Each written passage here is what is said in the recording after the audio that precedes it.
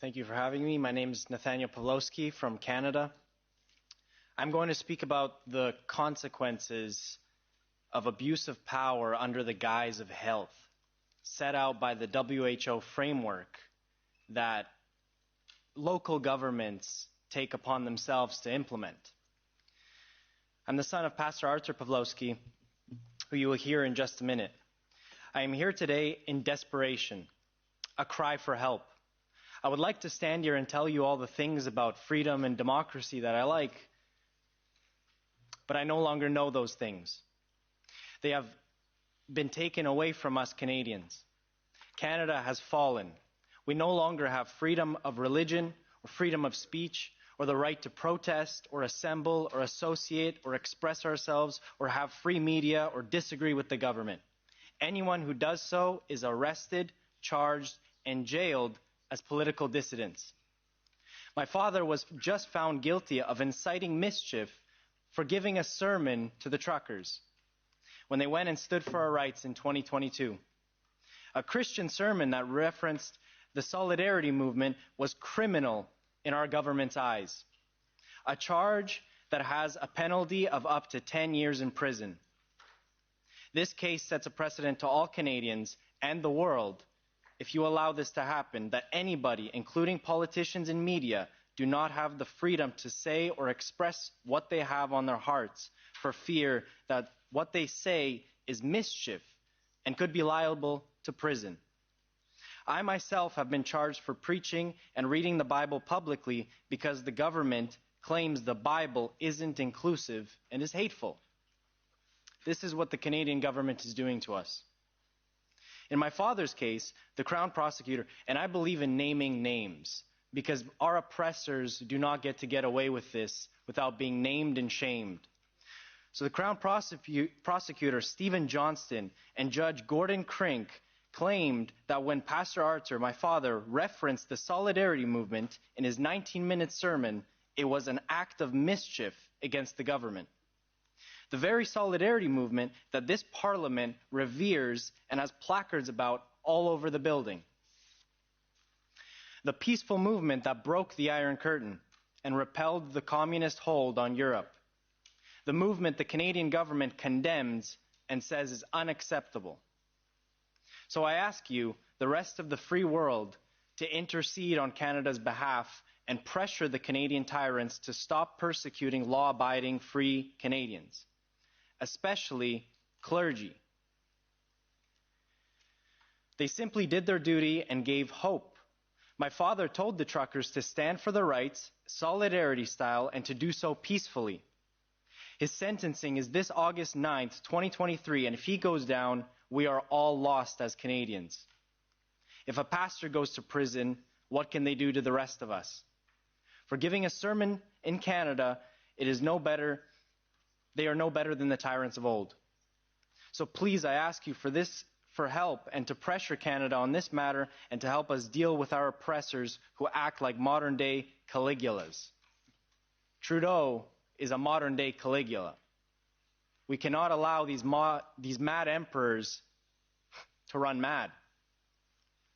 And remember, all of this is being done under the guise of health, safety, and protecting us. By stripping our rights and ushering in tyranny, we must not allow Canada to treat its citizens, and especially clergy, this way. The WHO has structured a way to take away our rights, and our local governments are doing that. Now you will hear my father. He will speak via video. So this is Pastor Artur Pawlowski, political prisoner.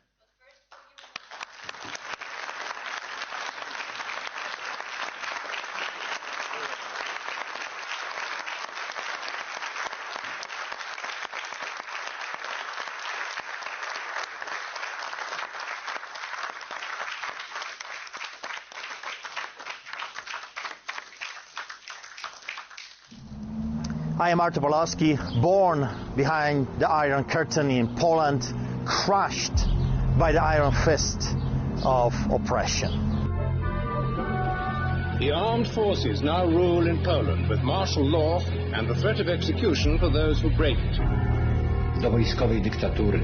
The horrors inflicted by unchecked despotism have burned their mark into my memory.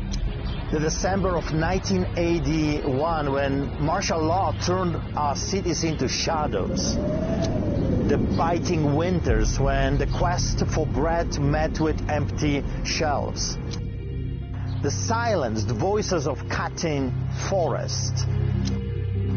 These memories led me to vow, never again would I bow to tyranny, never again would I let freedom's voice be muffled. This promise guided me to Canada, a beacon of liberty. You can keep it. I have a court order that says your actions are illegal. Back off. Respect my right. Freedom is more than a word.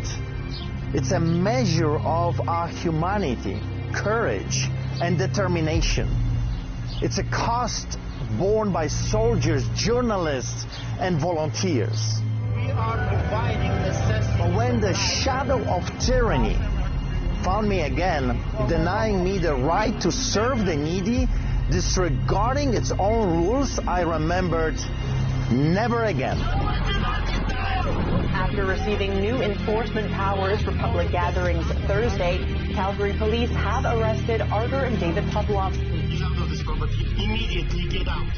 Premier of Alberta right now declared that protesting is illegal. So when I opened my church in the protest against the government overreach, I spent 3 days in jail for my crime of opening the church in a free and democratic society.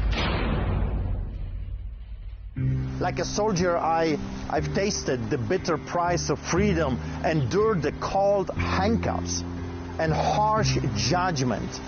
The soldier stands unflinching, knowing that freedom bears a cost. There is a price to pay. Like a journalist, I've dared to speak truth to power. My voice, not ink, reverberates through Calgary and beyond, fulfilling the duty of free speech.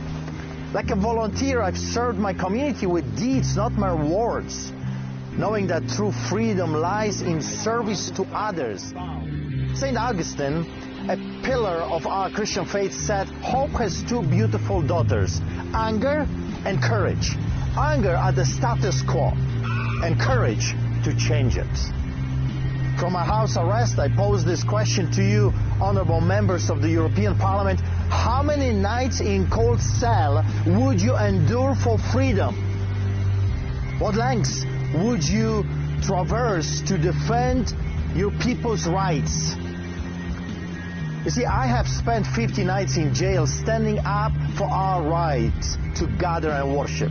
It's time to rise, to say never again, to face the lingering shadows of the 20th century, to challenge the injustice of today. It's in your best interest for people like me to survive. Because when we go down, be sure of it, you will be next.